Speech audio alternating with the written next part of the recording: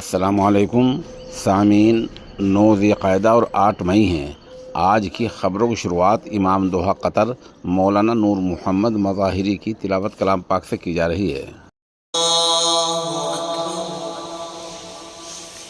فخلف من بعدهم خلف أضاعوا الصلاة واتبعوا الشهوات فسوف يلقون غيا إلا من تاب وآمن وعمل صالحا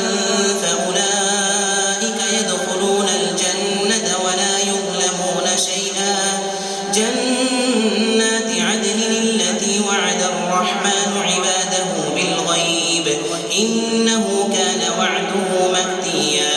لا يسمعون فيها لغوا إلا سلاما ولهم رزقهم فيها بكرة وعشيا تلك الجنة التي نورث من عبادنا من كان تقيا وما نتنزل إلا بأمر ربك له ما بين أيدينا وما خلفنا وما بين ذلك وما كان ربك نسيا رب السماوات والأرض وما بينهما فاعبده واصطبر لعبادته هل تعلم له سميا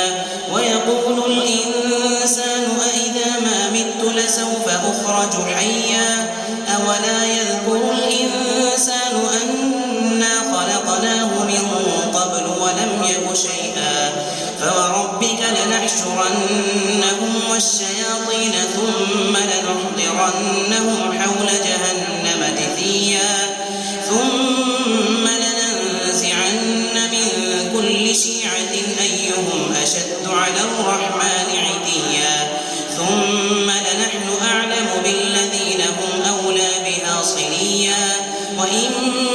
منكم إلا واردها كان على ربك حتما مقضيا ثم ننجي الذين اتقوا ونذر الظالمين فيها جثيا وإذا تتلى عليهم آياتنا بينات قال الذين كفروا للذين آمنوا أي الفريقين